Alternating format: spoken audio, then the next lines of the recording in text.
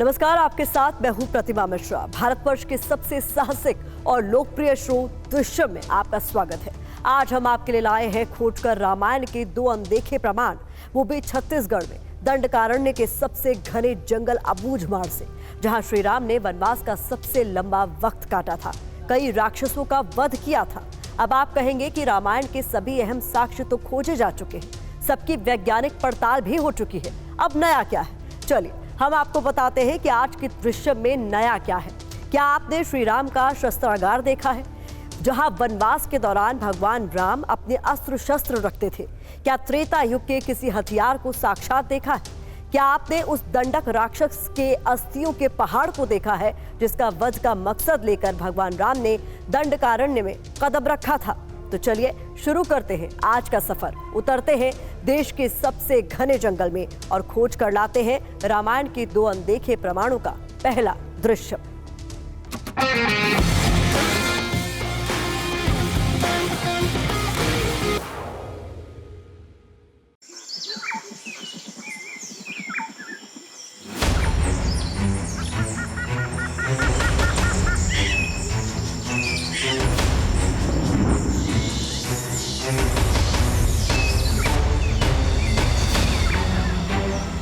छत्तीसगढ़ का दंडकारण्य, दंडकारण्य का सबसे घना जंगल अबूझमाड़।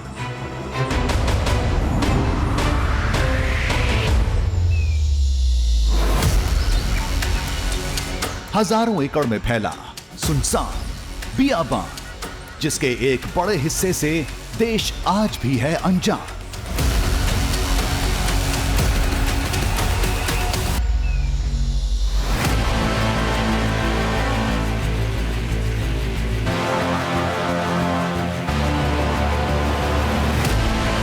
हर जोखिम से बेखबर उस गुमनाम इलाके में हम दाखिल होने जा रहे थे। मकसद था श्री राम से जुड़े साक्ष्यों को खोज कर लाना, जिसकी जानकारी एक राम कथा से मिली थी। कहते हैं वनवास के दौरान श्री राम का एक विशालकाय राक्षस से सामना हुआ था, जिसे मारने के लिए भगवान राम को दिव्य शक्ति इस्तेमाल करनी पड़ी। एक ही बार में दैत्य के हजारों टुकड़े हो गए। उसकी अस्थियों का ढेर वहीं पड़ा रहा, जो बाद में पहाड़ में तब्दील हो गया। आदिवासियों ने दावा किया था कि वो पर्वत आज भी मौजूद है। अबूझमाड़ के सबसे घने इलाके में सफेद रंग का अस्थियां अब जीवाश्म बन चुकी हैं, लेकिन शिलाएं हड्डियों जैसी दिखती हैं। पत्थरों पर चोट करने से खून भी निकलता है, गंध आती है, यहां तक कि वो शिलाएं आग में जलकर खाक हो जाती हैं। उसको श्री राम ने मारा। जी जी। तो वो पहाड़ बन गया, जैसा हमको पता। हाँ, अपने हिसाब से पहाड़ बन गया। राक्षस हड्डी के पत्थर जो अवशेष है, उसमें आग भी लगेगा। हड्डियों का अवशेष जैसा लगता। पत्थर सफेद कलर में है।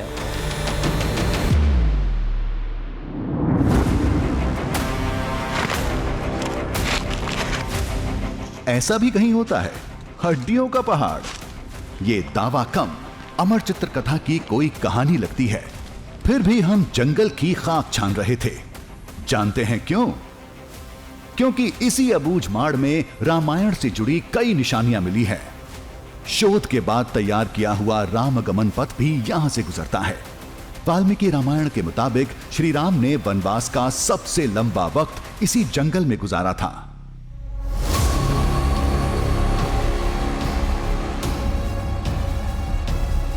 नए दृश्यम की तलाश में एक बार फिर हम छत्तीसगढ़ के दंडकारण्य के इन घने जंगलों के बीच पहुंच चुके हैं, जहां हमें बताया गया कि एक ऐसा पहाड़ मौजूद है जो हड्डियों का बना हुआ है, और राक्षस की हड्डियों से बने इस पहाड़ में अलग अलग चीजें मिलने का दावा किया गया। जैसे इससे हड्डियों की गंध आती है। ये आम पत्थरों से अलग है, जो आग भी पकड़ता है और जलने के बाद हड्डियों की गंध और तेज हो जाती है। ये कैसे संभव है? यही पता लगाने के लिए आज हम उस रास्ते से आगे बढ़ रहे हैं जहां प्रभु श्री राम के कदम पड़े, जहां उनसे जुड़ी निशानियां आज भी मौजूद हैं और जहां आज भी कोई पहुंचता नहीं। हम केवल दावे के दम पर जंगल में नहीं उतरे थे। इससे पहले श्री रामचरितमानस का एक गहन अध्ययन भी किया था। हमें अरण्य कांड में कुछ चौपाई मिले। निश्चरहीन करौ मई भुज, सुखी भय मुनि बीती त्रासा। खग मृग वृंद आनंदित सो बन बरनि न सक अहिराजा, जहां प्रगट रघुबीर बिराजा।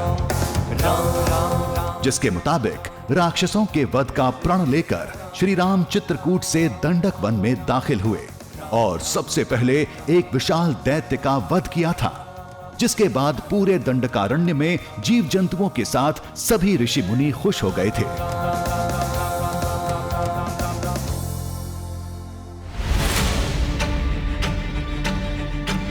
कहते हैं ये वही राक्षस था जिसकी अस्थियों का पहाड़ आज भी जंगल में मौजूद है। सफेद रंग का वो पर्वत दूर से नजर आता है। ये सब बातें बहुत अजीब थी, लेकिन कुछ तो था, तभी ये कहानी बनी होगी, तभी हम तक पहुंची। ये सोचकर हम जंगल में दाखिल हो गए। ये जंगल बहुत बड़ा है, चारों तरफ पहाड़ों से घिरा। दावे के मुताबिक वो सफेद पहाड़ ऐसे इलाके में है जहां जाने से जंगल के आदिवासी भी कतराते हैं। तो हम कैसे पहुंचेंगे? फिर भी एक उम्मीद थी जिसके दम पर आगे बढ़ते जा रहे थे। अबूझमाड़ का ये जो इलाका है, ये वो इलाका है जो आयरन ओर के लिए जाना जाता है। यानी यहाँ के पत्थरों में आयरन बहुत आयत पाया जाता है और यही वजह है कि यहाँ के जो पत्थर हैं वो आपको लाल या काले तो नज़र आते हैं, लेकिन वो पत्थर कैसे होंगे मैं ये नहीं समझ पा रहा हूँ। जो बिल्कुल हड्डियों की तरह दिखते हैं, यानी सफ़ेद, जो बिल्कुल हड्डियों की तरह गंध करते हैं, और उनमें ऐसा क्या है जो इन पत्थरों में नहीं है? क्योंकि है तो ये उसी इलाके के पत्थर। दंडकारण्य में अबूझमाड़ का ये वो हिस्सा था जहां श्री राम ने वनवास का सबसे लंबा वक्त गुजारा, कई राक्षसों का वध किया। इस इलाके में रामायण से जुड़ी कई निशानियां भी हैं। राम वन गमन का पथ भी गुजरता है। फिर वो पर्वत अभी तक ओझल क्यों रहा?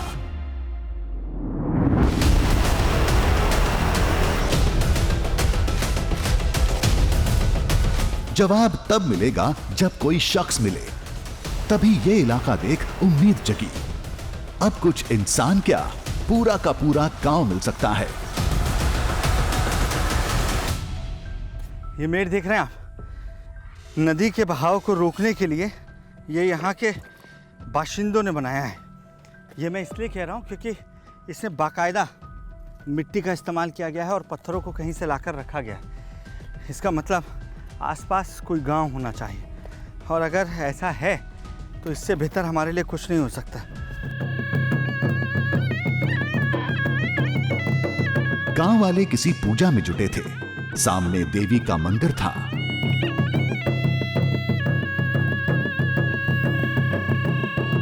पूजा के बाद हमारे सवालों का दौर शुरू हुआ तो सबकी जुबान पर वही रामायण वाली कहानी थी। ऐसा राकासहाड़ा जो जी, है, राकासहाड़ा। क्या है क्या हम उसमें हड्डी। राक्षस राक्षस लोग का मतलब मारा हुआ हड्डी। अच्छा, तो वो पहाड़ बन गया है। हाँ, पहाड़ बन गया। हम लोग सुने का हिसाब से। कि राक्षस लोग ऐसा मतलब वहाँ पर उधम मचाते थे कि उनको कोई नहीं मार सकता था। इतना बड़ा राक्षस रहा होगा कि कोई भी उसको सामने मार आने दिए से तो उसको नष्ट करते थे। उसका हड्डी अभी भी राक्षस मतलब लोग। बहुत दिख रहा है, ऐसा बोलते हैं। मतलब अभी उसको श्री राम ने मारा। जी जी, तो वो जहाँ पे हड्डी गिरी, हाँ, वो उसको राकासहाड़ा अच्छा, के तो नाम वो- से जानते। तो वो पहाड़ बन गया जैसा हमको पता हाँ, है। अपने हिसाब से पहाड़ बन गया वो। गांव वालों से एक चौंकाने वाली जानकारी मिली। जंगल में अस्थियों का पहाड़ एक नहीं, दो है। एक छोटा, दूसरा उससे बड़ा।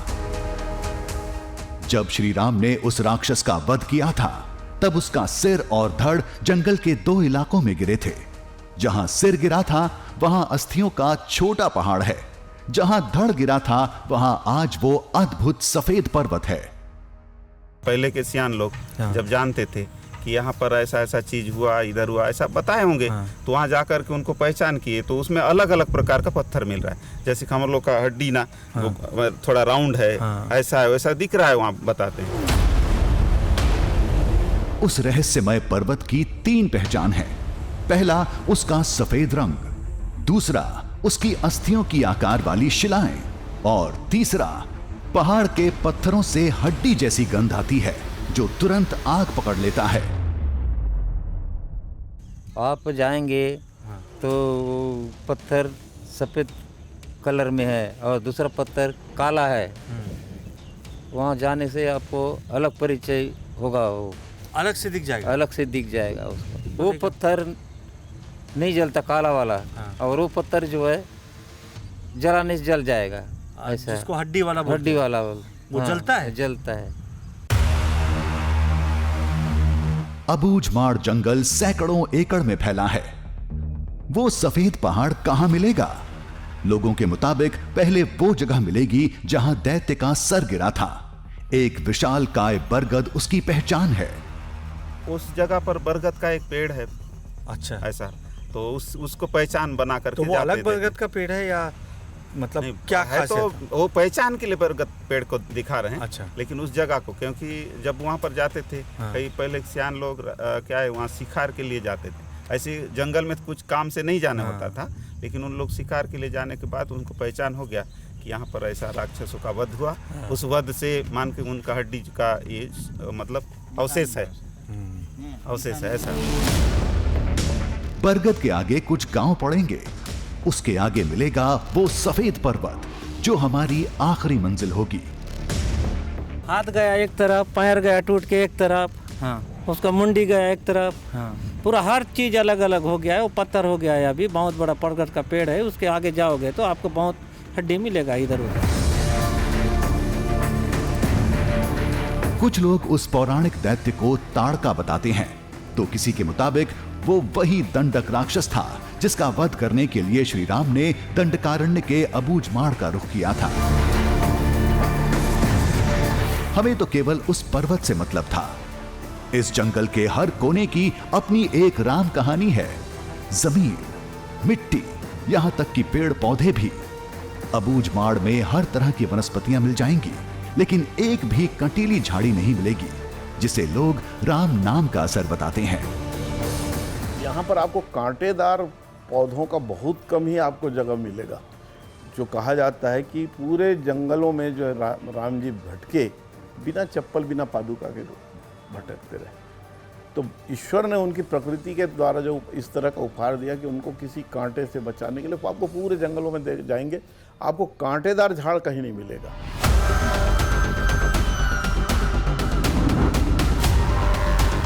किस्से कहानियां अपनी जगह हैं, लेकिन यहां बात रामायण के एक साक्ष्य की थी, उसकी वैज्ञानिक प्रामाणिकता की थी।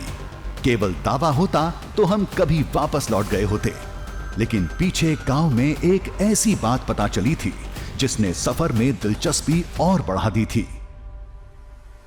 दोनों पहाड़ों के बीच में एक गांव है। कहते हैं वहां कुछ पौराणिक काल के अस्त्र शस्त्र रखे हैं जो रामायण काल के बताए जाते हैं। कहा तो यहां तक जाता है कि वो शस्त्र श्री राम के थे।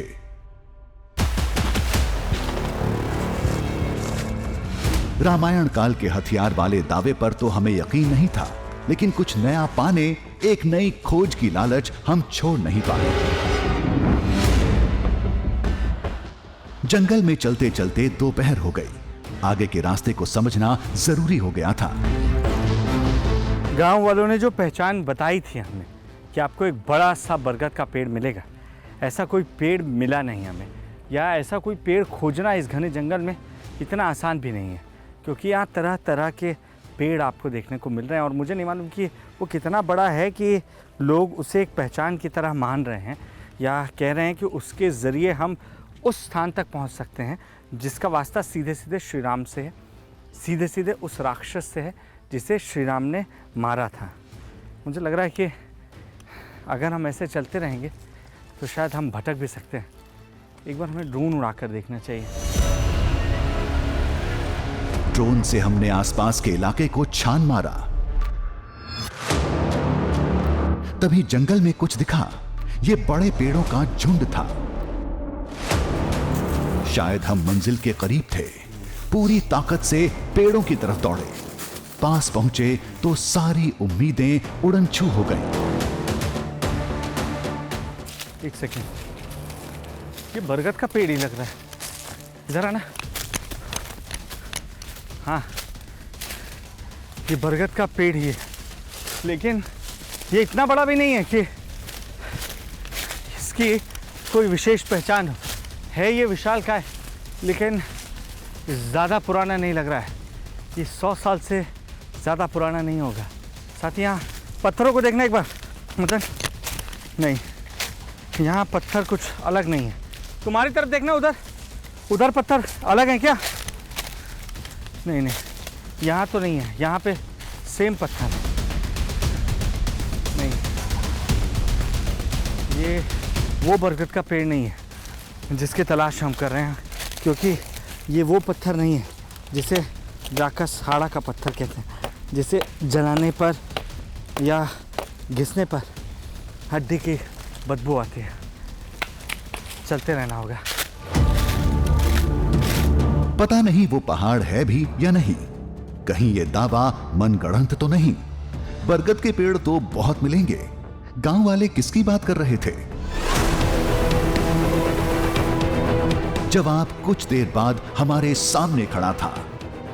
उम्मीदों से कहीं बढ़कर, हर सोच से ऊपर, बरगद का एक बहुत बड़ा पेड़ था, जिसकी लताएं भी वृक्ष का रूप ले चुकी थी। हम पहुंच गए। अगर मैं गलत नहीं हूं तो ये वही बरगद का पेड़ है जिसका जिक्र गांव के लोग कर रहे थे। यानी जहां खड़े होने के बाद आपको आसपास अलग पत्थर मिलेंगे, ऐसे पत्थर जो हड्डी नुमा होते हैं। देखना होगा हमें। दावे के मुताबिक ये वो जगह थी जहां राक्षस का सिर गिरा था। आज यहां विशाल बरगद है, तो जरूर वो अद्भुत पत्थर भी यहीं कहीं होंगे जो सिर की अस्थियों के जीवाश्म बताए जाते हैं।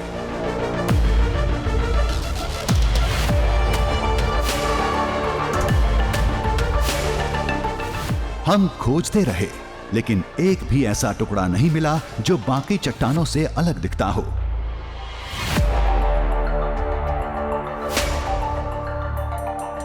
सामने एक पत्थर दिखा जिसमें सैकड़ों छेद थे। बाकी चट्टानों से बिल्कुल अलग रंग रूप था। आगे ऐसी शिलाओं की भरमार थी। फर्क साफ दिख रहा था। एक तरफ पहाड़ों में दिखने वाले सामान्य चट्टान और दूसरी तरफ अस्थियों वाली शिला। दावे के मुताबिक जो रामायण काल के उस राक्षस का जीवाश्म था जिसका वध श्री राम ने किया था। जिस पत्थर पर मैं खड़ा हुआ हूँ, ये पत्थर बिल्कुल सख्त है और जैसा आम नदियों के पास आपको पत्थर देखने को मिलते हैं वैसा पत्थर है। लेकिन यहाँ पर देखिए, ये पत्थर बिल्कुल अलग है। एक सेकेंड, अगर इन पत्थरों को आप थोड़ा सा भी खोदेंगे तब आप पाएंगे कि ये कितने सफ़ेद हैं, और इनको अगर मैं चोट कर रहा हूँ तो इनसे गंध भी आ रही है। और ये बिल्कुल वैसी है जैसे किसी हड्डी की गंध होती है, हड्डी को जलाने पर जो गंध आती है। हाँ, ये हड्डी की गंध वाला पत्थर ही है। यानी हम राक्षसहाड़ा के एक छोर पर पहुंच चुके हैं। पत्थर अंदर से सफेद था। चोट करने पर कुछ अलग सी गंध भी आ रही थी। लेकिन ये कैसे पता चलेगा कि ये किसी राक्षस की अस्थियों का जीवाश्म है और रामायण के समय का ही है? खैर, इसका पता तो हम लगा लेंगे, लेकिन ये हमारी मंजिल नहीं थी। ये तो महज टुकड़े थे। हमें पूरा पहाड़ चाहिए था।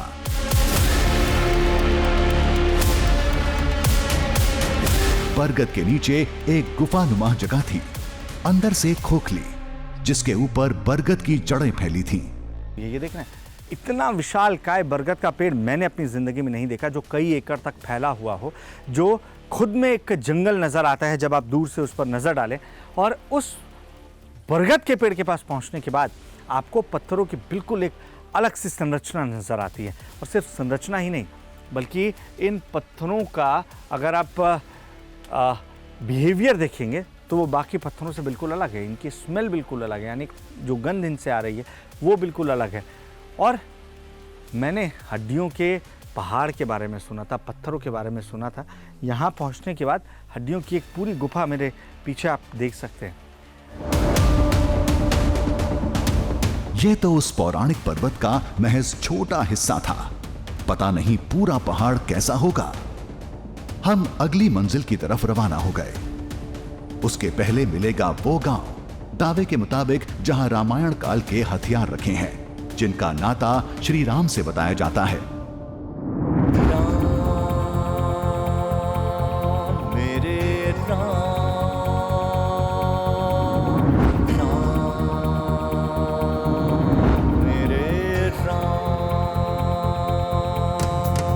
शस्त्र के नाम पर लोग केवल श्री राम के धनुष और बाण को जानते हैं, लेकिन वनवास के समय राम लक्ष्मण के पास कुछ और भी हथियार थे, जिसमें तलवार, चाकू और कुल्हाड़ी शामिल थे, जिससे जंगल में कुटिया बनाने और रास्ता साफ करने में मदद मिलती थी। शूर्पनखा की नाक काटते समय लक्ष्मण ने तलवार से वार किया था।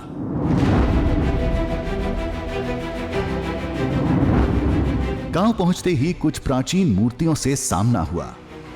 ये मूर्तियाँ किसने बनाई हैं, कब से बनी रखी हैं, ये कोई नहीं जानता है।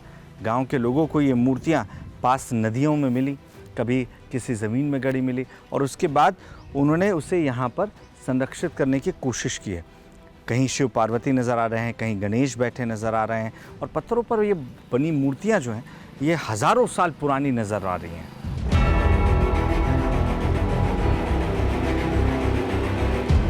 हमने पौराणिक हथियारों के बारे में पूछा तो गांव वालों ने एक तरफ इशारा किया।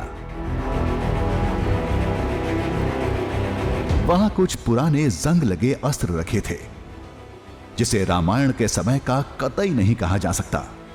लेकिन आदिवासियों में इन शस्त्रों को लेकर गहरी आस्था है। कहते हैं जब उस विशाल दैत्य का वध करके राम इस जंगल से जा रहे थे, तब अपने कुछ हथियार गांव वालों की रक्षा के लिए छोड़ गए। ये जो अस्त्र आप देख रहे हैं, दरअसल ये उसी समय के हैं।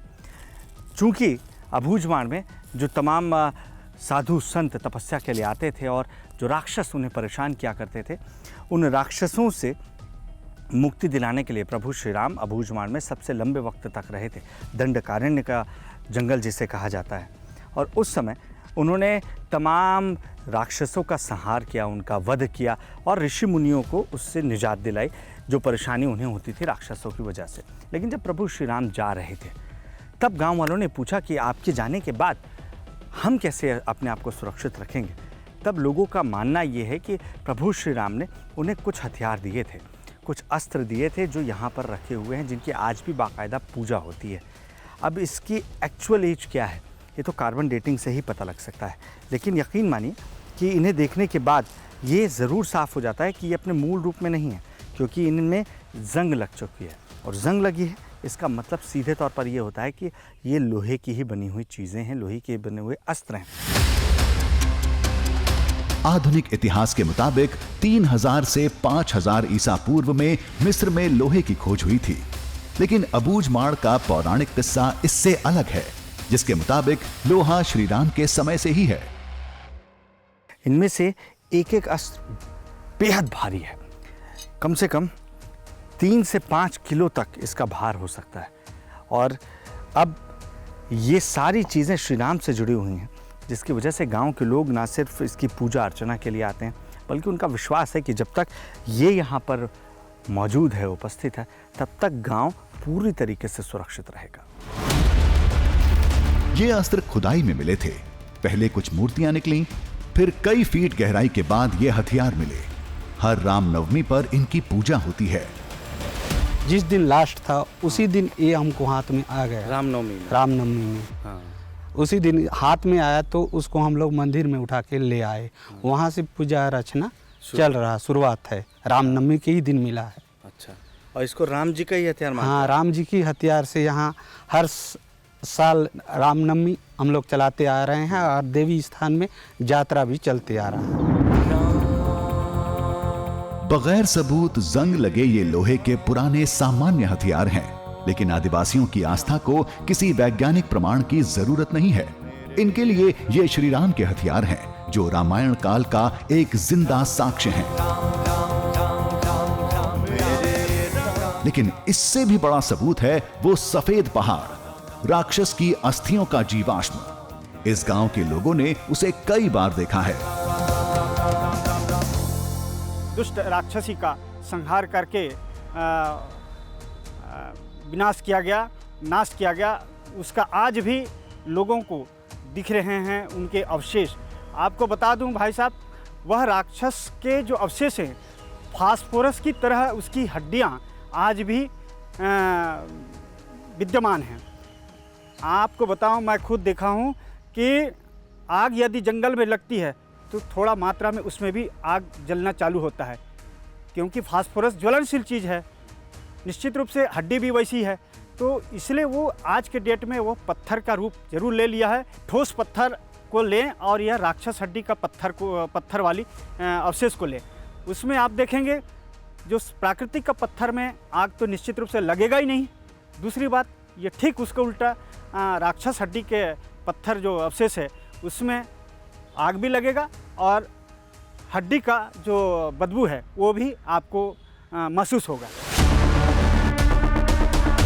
बरगद के पास एक छोटे हिस्से को देख चुके थे, फिर भी पूरे पहाड़ को देखने की प्रबल इच्छा थी। साथ ही कई सवालों के जवाब भी खोजने थे। ये कैसे साबित होगा कि वो पर्वत अस्थियों का जीवाश्म है? अगर जीवाश्म निकला तो वो जानवरों का भी हो सकता है। फिर ये कैसे पता चलेगा कि वो पहाड़ रामायण के समय का है? तमाम सवाल सीने में हलचल मचाए थे, लेकिन नजरें उसी पर्वत को तलाश रही थी। वो दिख रहा है, वो पेड़ों के पीछे देखो, वो बिल्कुल पुल के शेप में बना हुआ है, बिल्कुल अलग लग रहा है वो। ये शायद वही पत्थर है जिसकी तलाश हम कर रहे थे। ऐसा ही पत्थर हमें उस पेड़ के पास मिला था, और अगर हम सही हैं तो ये वही पहाड़ है जिसे लोग कहते हैं कि ये हड्डी से बना पहाड़ है, जो राक्षसों की हड्डी से बना है, जिसकी वजह से इसका नाम राकसहाड़ा पड़ा है। अगर ये वो है तो बहुत सारे सवालों के जवाब हमें जल्द मिलने वाले हैं, लेकिन वहाँ पहुँचना इतना आसान नहीं होगा, क्योंकि जो चीज़ पास दिख रही है ज़रूरी नहीं वहाँ पहुँचना इतना आसान हो। रास्ता में बनाना पड़ेगा, संभल कर आना। मंजिल सामने थी, लेकिन रास्ता टेढ़ा था। अस्थि वाली शिलाएं दिख रही थीं, लेकिन उन्हें छूने में अभी वक्त था। दावे के मुताबिक रामायण काल का एक पर्वत जो राक्षस की अस्थियों से बना है, जिसका वध श्री राम ने किया था, वहां पहुंचना अब चंद सेकंड की बात थी।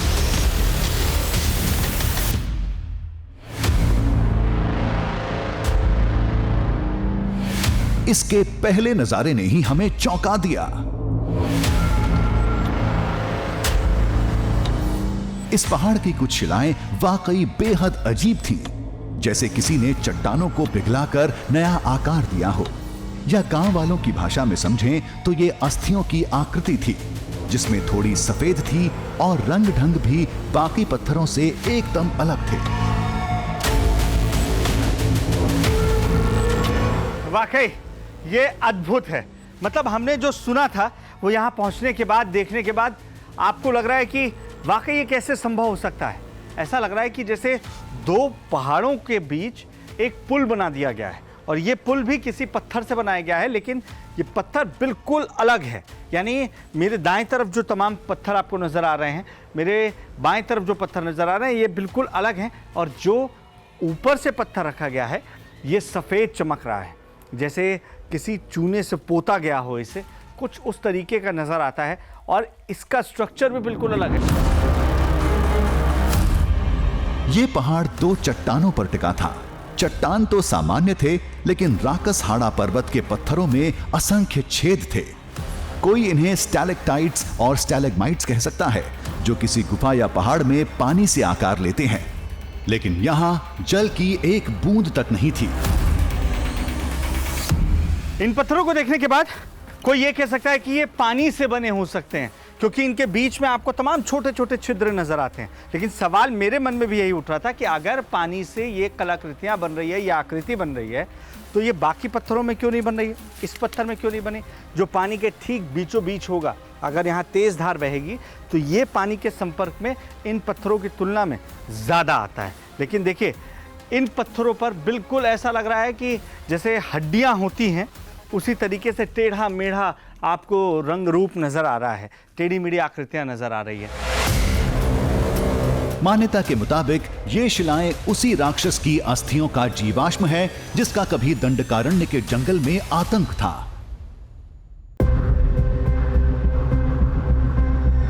जिसे श्री राम ने मारा था। दंडकारण्य को राक्षसों से मुक्त करके राम लंका की तरफ बढ़ गए और राक्षस की अस्थियां यहीं पड़ी रहीं और यहां धीरे धीरे जीवाश्म का पहाड़ बन गया। अब पहले टेस्ट का वक्त था। कहते हैं इसे घिसने पर अस्थियों के जलने जैसी गंध आती है।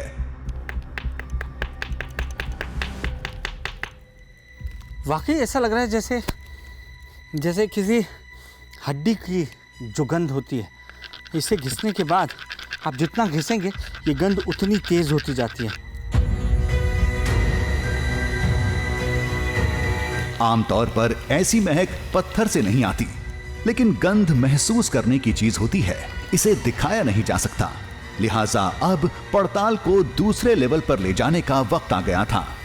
लोगों का जो कहना है कि यहाँ पर मौजूद राकसहाड़ा के पत्थर आप जलाएंगे तो वो बिल्कुल जलते हैं और उनसे गंध आती है हड्डी के जलने की गंध की तरह।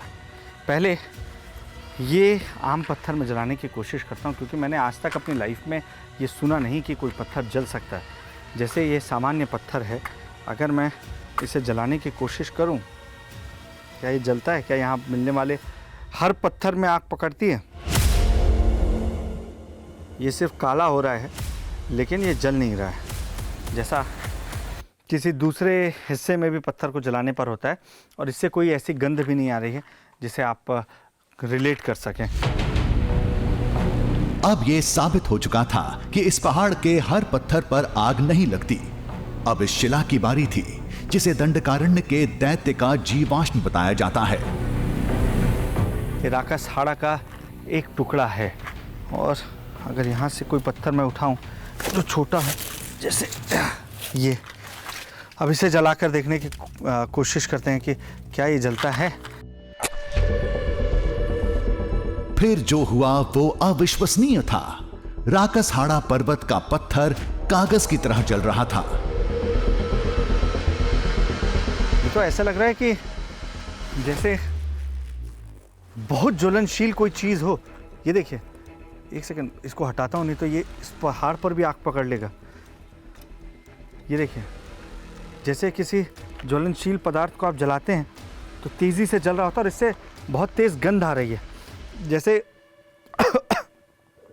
किसी हड्डी के जलने पर जो गंध आती है, ये आप तक पहुंचेगी तो नहीं, लेकिन हाँ इतना ज़रूर है कि आप देख सकते हैं कि मेरे सामने, आपके सामने ये पत्थर किस तरीके से जल रहा है। और ऐसा नहीं है कि इसको जलाने के लिए काफ़ी मशक्क़त करनी पड़ी हो, ये लगातार तेज़ हो रहा है, जिसकी लौ मेरे हाथों तक भी पहुंच रही है। मैं ज़्यादा देर तक इसे पकड़ नहीं पाऊंगा, इसे किसी पत्थर पर रखना पड़ेगा। ये कैसे हो सकता है? उसी पहाड़ के एक पत्थर में आग नहीं लगी, लेकिन दूसरी शिला जिसे रामायण काल का बताया जाता है, दावे के मुताबिक जो राक्षस की अस्थियों का जीवाश्म है वो धू धू करके जल रहा था। ये कैसे संभव है?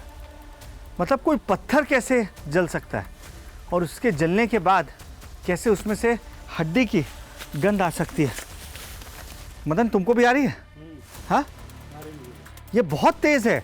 आसपास अगर कोई खड़ा हो तो वो भी महसूस कर सकता है कि किस तरीके से हड्डी की गंध पूरे हिस्से में फैल रही है, जैसे किसी हड्डी के जलने के बाद गंध आती है, बिल्कुल वैसी। अस्थियों जैसी गंध आना, पत्थर का जलना, क्या इतने से दावा सच साबित हो जाता है? क्या ये मान लिया जाए कि ये पर्वत रामायण काल का है? इसमें उस राक्षस का जीवाश्म मिला है जिसका वध श्री राम ने किया था। भारतवर्ष में हजारों तरह के पत्थर मिलते हैं। हो सकता है इसमें किसी ज्वलनशील तत्व के अंश हों जिसके बारे में किसी को नहीं पता। हो सकता है इसमें फास्फोरस की मात्रा ज्यादा हो। फिर इस कहानी का अंत क्या होगा?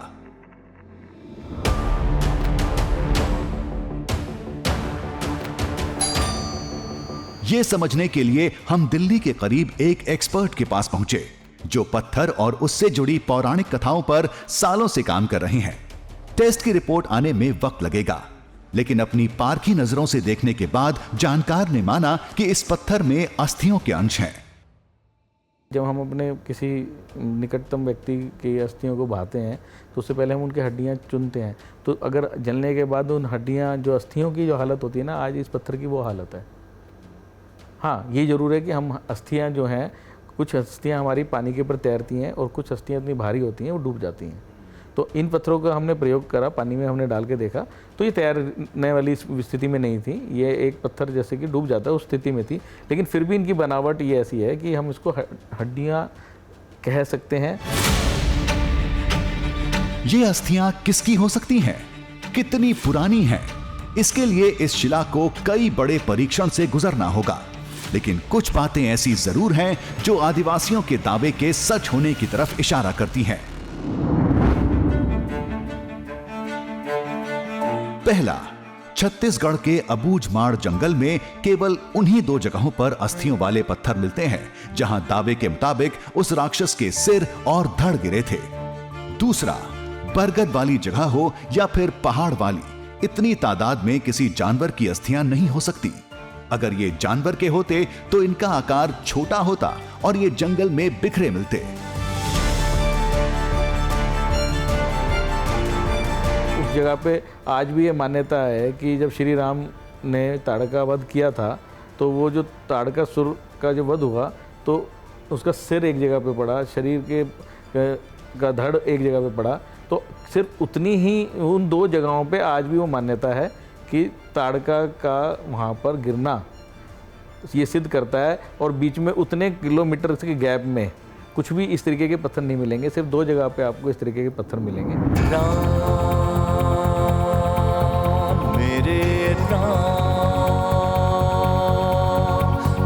जिस जंगल में श्री राम ने वनवास का सबसे लंबा वक्त गुजारा, जहां आज रामायण से जुड़े कई वैज्ञानिक प्रमाण वाले साक्ष्य हैं, जहां लंबे शोध के बाद वनगमन पथ बनाया गया है, वहां किसी ऐसे पहाड़ का मिलना हैरत में डालता है। बस जरूरत है इस पर वैज्ञानिक मुहर की, ताकि राम कथा के साक्ष्यों की फहरिस्त में एक नया नाम जुड़ सके।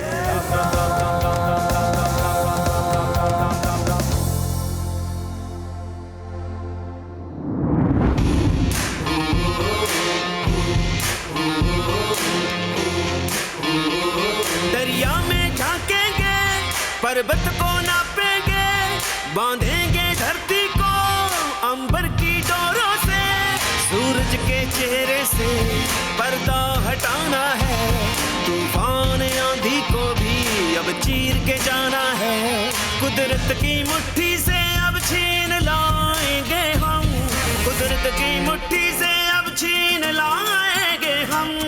दृश्यम दृश्यम दृश्यम दृश्यम